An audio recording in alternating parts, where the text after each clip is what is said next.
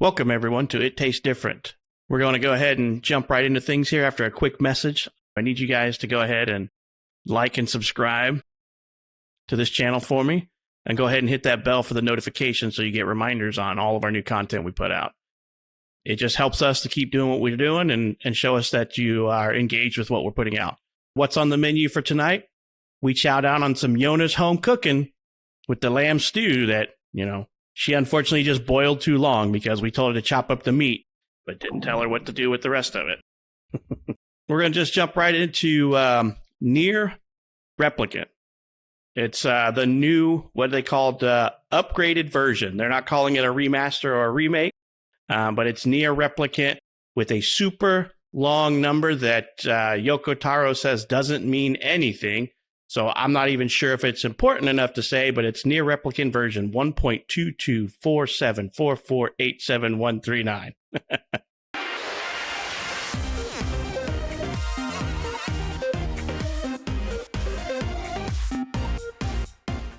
This game it's an action RPG. It's an on-rail shooter. It's a little bit of everything. It's basically developed by Toy Logic, published by Square Enix, and it was directed by Taro Yoko. So it came out on PlayStation 4, Xbox One, April 22nd and 23rd of this year. 22nd for Japan and worldwide 23rd. And it's also on Steam. So anywhere you want to play it, it's there. So we're just going to kind of jump in on this this game and just see how everybody's kind of feeling about how this game played, what they liked about it, if they didn't like anything. How about, Nick, why don't you start us off with this one? Yeah, this game is fantastic. I love it. I love the Nier series. Always been a big fan of the series. Love the original Nier back on the 360 and I believe the PS3. I played it a bit. I really liked it. I just never got into it. And probably just other games that came out around that time. But I remember playing it and really enjoying it. And then Nier Automata came out. And I love that game. I played that a bunch and beat it and just love it to death. And so having Nier Replicant come out, which is an upgrade to the original Nier, was great because then I can just revisit that game that I remember playing back then, back in I think 2010 when that original came out or somewhere around there. Just being able to play that again and really delve into that world and kind of learn more of how that, coincides with Automata. It's a fantastic game. There's nothing I can say that I don't love about it. It's got great, the biggest two things about this game, and Automata had the same thing, is the action and the music. I love the music and the action and the storytelling. Sorry, it's the storytelling.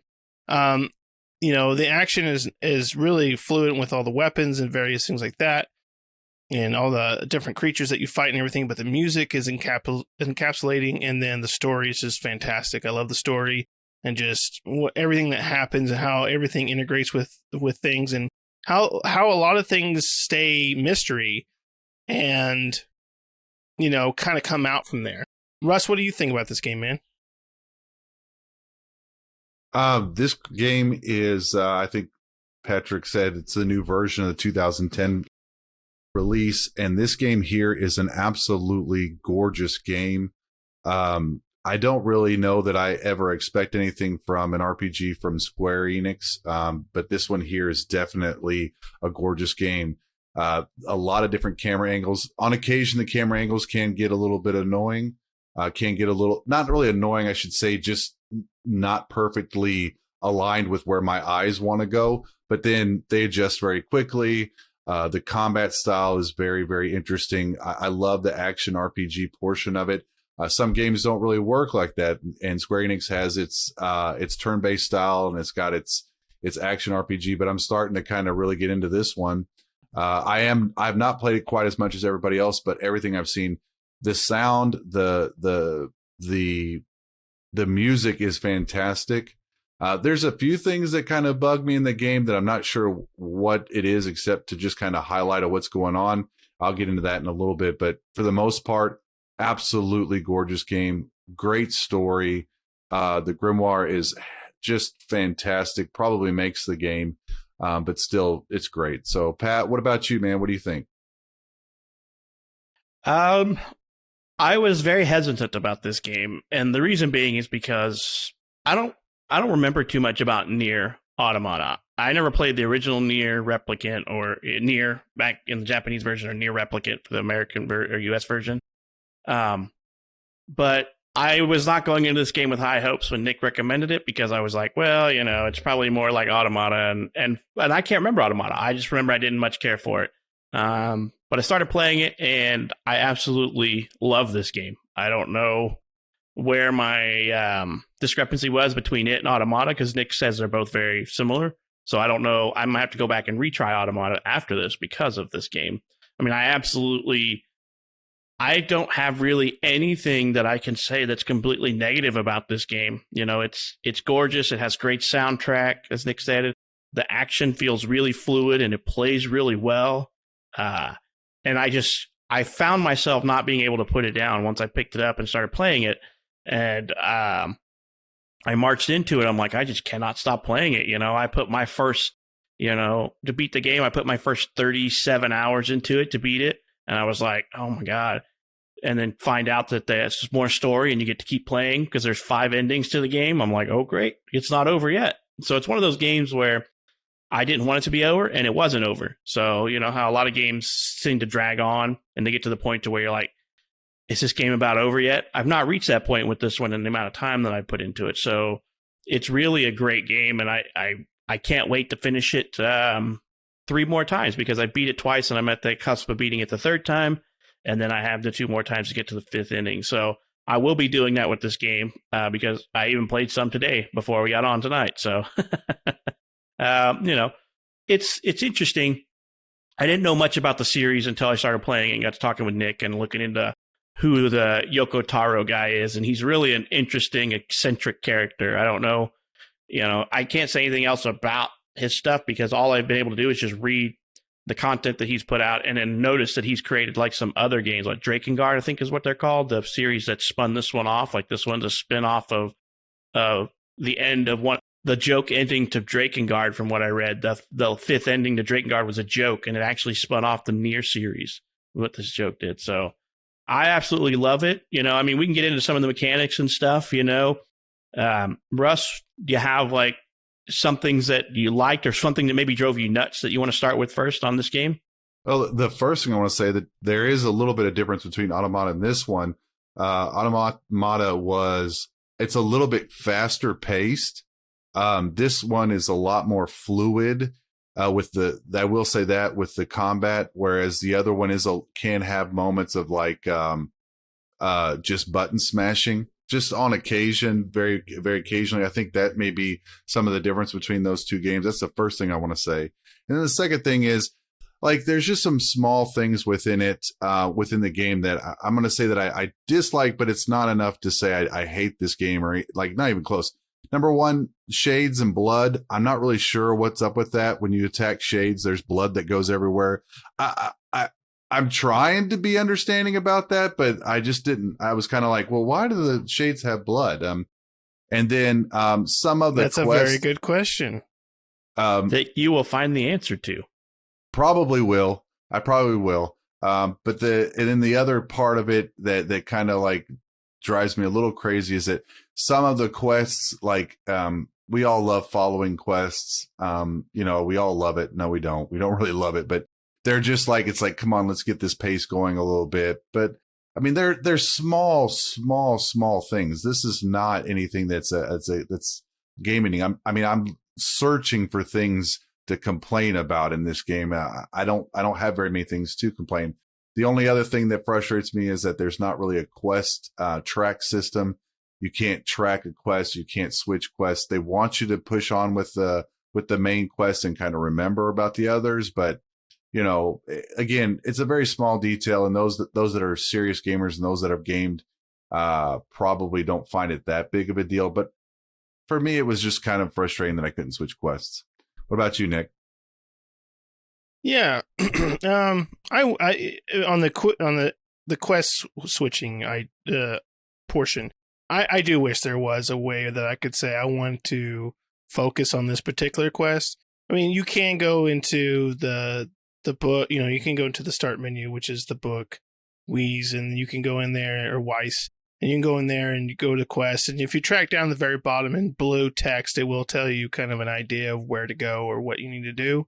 But I wish there was a tracking system, because sometimes I forget, like, what city I need to go to or who I need to talk to, or even like if I complete a quest, it says, okay, go back and talk to the client. And I'm like, no, who was the client again? Because I can't remember who I talked to start the quest, and quickly though, the great thing about this game is like the map is not huge. So you got kind of these key areas that you can go to. You're like, okay, well, I remember I was in Facade, or maybe I was in Seaport. Okay, that's probably where I picked the quest up. And you go back there and you're like, oh yeah, here to go.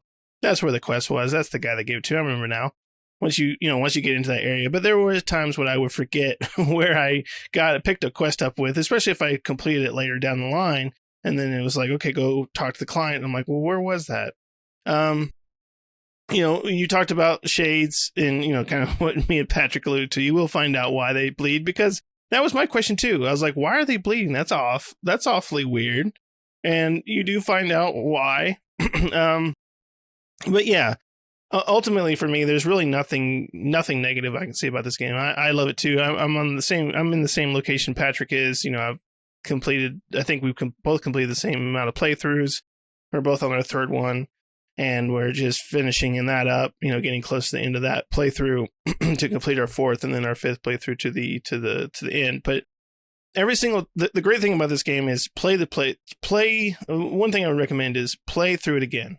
Once you complete it, it does save it, and you continue that save, and it doesn't start you from the beginning. I will say that, just to kind of give you guys an idea, because you may be like, well, man, I don't want to play through the whole thing again. But there's so much context that the different playthroughs give you about the characters you're with and just kind of the world around you, that you're like, it just, the questions you have through the first playthrough get answered as you continue to play through this, and you're like, oh, I understand now why that happened, or why this person's this way, or why things worked out the way they did. So continuous playthroughs just open up more of the story. And they also open up more things like side quests. There are side quests that do open up through the continuous playthroughs. There are other weapons that you'll get through continuous playthroughs. There are different story beats and things like that. You'll find out about other characters that you wondered what happened to them. Well, you'll find out if you continue to play through it. So, this game is ripe with playthrough, and its formula is just perfect for playing additionally. There's games that do have that, like New Game Plus, and most of the time I don't really care to play through New Game Plus, because New Game Plus isn't much different from New Game, right? You can start off with your advanced character, but other than that, it's pretty much the same game you played before. But this gives you new cutscenes, even. I mean, it's not just story text. It's actual new cutscenes as well that you hadn't seen before. So there's all sorts of new stuff when you play through the game again. So, yeah, I would advise play through this game again, play through it multiply, and go through the different plays that it gives you, because you will just unlock this really rich, engrossing story that it's enthralling. It's really good. It's really good writing. Yeah, exactly. Yeah, this game is interesting because you think what the game is going to be. Like I said, thought it was going to be Automata, but it wasn't. And then you play through the game and you're like, okay, I got an idea. This is an action adventure RPG. I got it. But then it goes completely off the rails and it turns it into an on the rails shooter. Or then it turns it into, it's a twin stick shooter. Or then it turns it into a choose your own adventure story mode where it's text based mud, So this game has it has everything in it. I mean, it's I don't know how I missed the first one. Maybe it was because I wasn't such a huge PlayStation fan back in the day, because I never could afford a PlayStation or PlayStation 2 back in the day. Or maybe I just missed this one, So I can't. All I will say is that I absolutely love this game. I can't put it down. And as Nick said, I'm at the cusp of finishing my third playthrough, and every playthrough has been different. And as Nick stated, once you do the first playthrough, it doesn't start you over at the beginning, because I put I don't remember, like 34 or 37 hours in the first playthrough. And it only took me like 7 hours to get through the second playthrough. You know, it's not very long after that because it starts you at a midpoint. But the score for this is awesome. The graphics are awesome. It's you know, if you're a fan of Yoko Taro, then you already know his type of storytelling. It's very philosophy driven. It tends to be a little on the darker side of everything. Everything in the game tends to be very somber and not upbeat, but it doesn't tend to take away from the game, in my opinion. Yeah, I agree. And I also think that, you know, that we can't, I don't think we can state enough how gorgeous the game is. Like, I mean, for a next gen type of game, or at least something that's trying to push that, it's really gorgeous. And I don't know. I mean, I find this story really fantastic. I mean, the characters are wonder. The Grimoire Vice is just, he is hilarious. He makes the cut for me. I mean, he really makes it interesting enough. The voice acting, I understand, has been completely redone for this game. Whatever they did a great job picking the cast. As it Kane or Kanye, whatever you want to call her. She is hilarious and very mouthy. I mean, I say hilarious because she's very mouthy.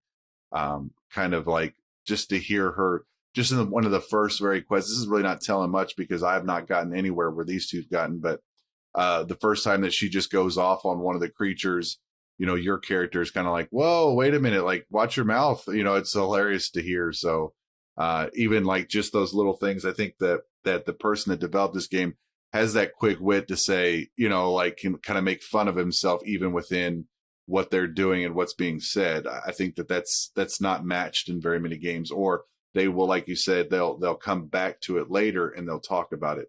Hence the blood, which I guess I'll get to at some point. Yep. Yeah. Yeah. And, you know, and Emil's a great character too. Like, when you first meet him, you're just like, and you turn to just love that character. And you're just like, oh, that's, I love Emil. He's such a great character. And they're all great characters. They really are.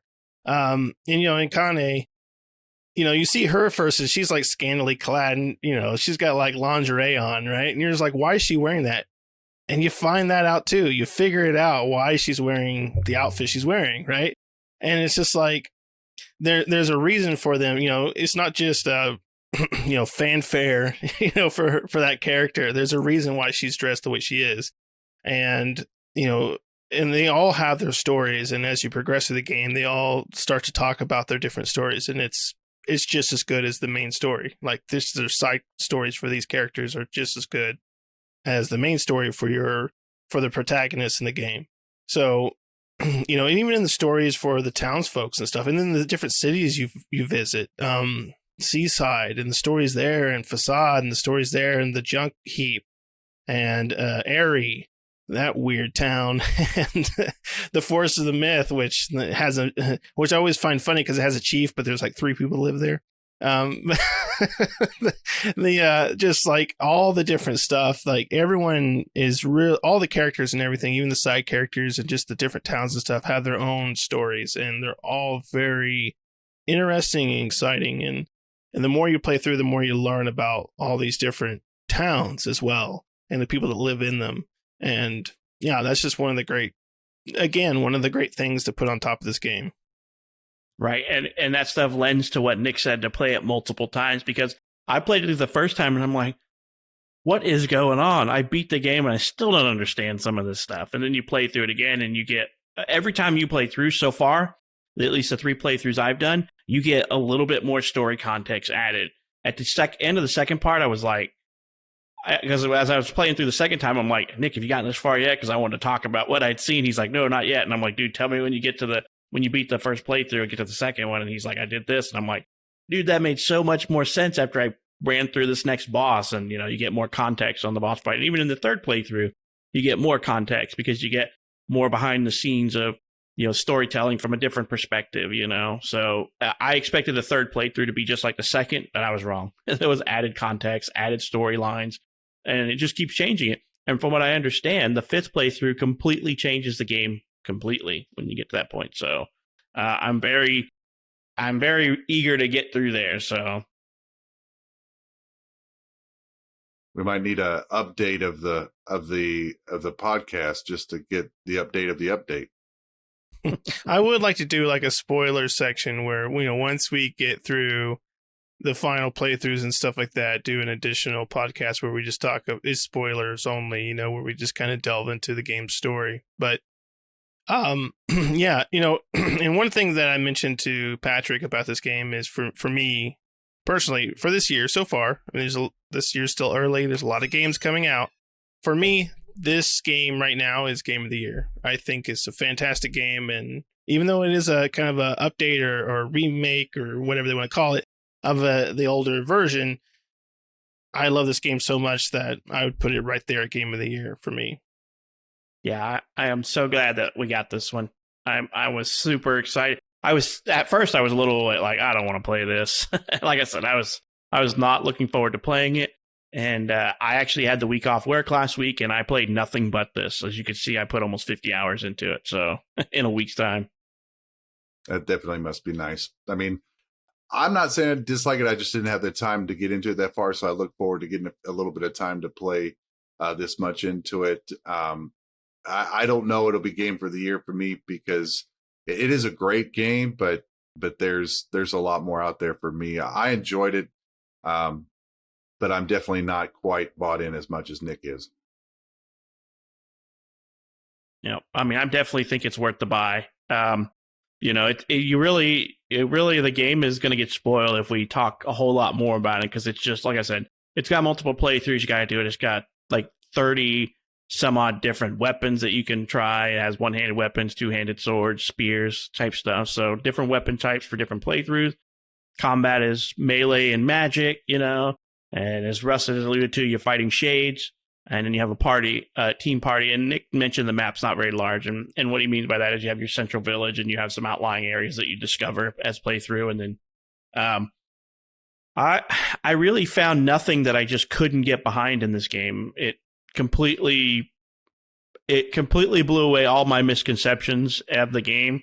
And I really want, if some of his other games, Yoko Taro's games weren't so old, I might be privy to check them out, because from what I read, if you think Nier is weird, the Draken games that he has are like, the Drakengard games are like way, way, way out there and even darker than this. So, he has a tendency for dark and weird storylines. So if you're into that kind of stuff, in this game, you have to pay attention. So I'll say just pay attention to all the playthroughs, or else you're going to miss something. Because the reason that Kaine dresses the way that Kaine does is kind of very hidden. It's not like in your face, out in the open, neither. There's just hints to the way that she dresses the way that she does. And there's even stuff with there's even stuff that you'll pick up if you pay attention about a meal in Kaine, and you're just like, what? Because there's little weird comments that make you go, huh? And you just got to read into it, and you're just like, why is this happening? So very great game. Very not typical for my gameplay style, but it's won me over, and I can't wait to. I even reinstalled Automata just to see if I could play through it and see if it was just as good. But I haven't. I still got to make through 2.25 more playthrough of this one before I'm ready to move over. But we got another game to start reviewing after this one. One thing I will comment on that I really enjoy about this game, or at least one of the functionalities within the game, is the spells. The fact that they're not one and dones. You learn the spell, you can put any kind of variation on your weapon or magic spell. I love that factor. I love that principle, because now I'm not having to go grind to find the right one that I want. I can just use whatever one I want and kind of give you some customability within your games, within your gameplay. So that's one function that I did want to speak of that I really enjoy in this game. Right. The game, if you're a completionist, the game is going to be very grindy for you, unfortunately, because the completionist has you doing things like upgrading all the weapons and stuff like that. So if you're into that, you're going to be putting a lot of hours into this game. I'm not that much of a completionist. I tried to upgrade like 2 or 3 weapons out of the 30 some odd weapons, and I've already given up because of how low the drop rate is of some of the the level 3 and level 4 upgrades. So I'm like, you know what? I'm not going to do this because I will just put out there one time. There's one place to get an eagle egg in this entire game, and I spent 2 hours trying to get it before saying I'm done. So and I read that the drop rate is extremely rare on it, and it's the only place to get it because I had to Google it. But I got to that point where I'm like, I don't know where to get this, and I think I'm doing the right place, and it was, but it's the only place. So this game has a lot of weird stuff like that, but if you just want the story and the playthrough, you don't have to worry about all that stuff. You'll get most of the components to get your weapon. That's your weapon of choice up to tier 3. Yeah, part of the reason why I'm probably not as far as I am originally is because I think I spent 2 hours trying to grind and loot some things to get some upgrades. I probably knew better, but I was just like, I really want to try to get just a little bit stronger. And I was like, it was so early on the game, I don't even know why I did it, but I did. And so, I'll get there for sure.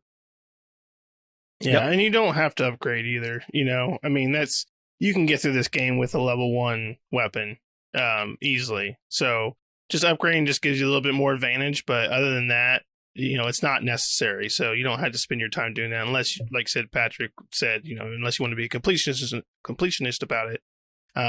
You can stick with the level 1 weapon, and it really doesn't. You'll have spears, one-handed swords, and then and two-handed swords ultimately that you'll be able to choose from, and really just again, it kind of the same concept. It really just matters on what kind of weapon you like. Do you like the spears? Do you like the two-handed swords? Do you like the one-handed swords? It really doesn't matter. You're going to find a sword or a spear that's going to work in your favor, and you just like that kind of weapon. And even at level 1, it's going to carry you through the game. So, yeah, I'm with Pat. I mean, even though I'm not quite as far as you guys, it's going to stay installed. This will be a game that I do end up finishing. I may be a little bit behind on these two. It may take me another week or something like that to get that much gameplay in, but definitely, it's worth the money, especially now. I looked up a little bit too and saw that there's 5 endings, or at least 5 completions of the game. I mean, that is fantastic in a day and age right now where we're getting games that are being spit out at $50 a pop that are just garbage, $60 a pop that are 8 to 10 hours of gameplay. And we're not talking about those that we've enjoyed, that we've reviewed in the past. Those that we've reviewed in the past that are 8 or 10 hours actually have been pretty solid games. It Takes Two, Medium. Those were pretty decent games. Of course, Medium was on Game Pass, but it had a $40 price point. So did, I think, It Takes Two. This one is a $60, $60 price point, and it's worth it. I agree. It's definitely worth it. It gives you, 40 hours of gameplay plus for Patrick right now. That's worth it. Definitely. $1 an hour is definitely worth the gameplay. Yep. I'm definitely a buy at full price on this one. And right now it's my contender for Game of the Year. Even though I don't even know if they do give Game of the Year awards for version upgrades. I know that Yoko Taro has said this is a version upgrade, but to me it feels like a remaster. Because the story is pretty much a lot the same from what I understand. Now, I never played the original game, but I went back and I looked up some of this stuff, and the story is pretty close to Nier, the original one. A lot of the things are still there. Some of the stuff has changed, which if you're interested, I'm not going to spoil any of it. You can go read it. But this game has made me a fan of Yoko Taro's, and I'll look at other stuff that he puts out to see if I should play it. I don't know if I'm getting courageous enough to go back to the Drakengard stuff, but maybe I will definitely pick up what he puts out new from now on. Definitely, I'm behind this guy as a creative director for games and all that kind of stuff. Yeah, for sure. I have Drakengard 3. I haven't played it, but I do own it.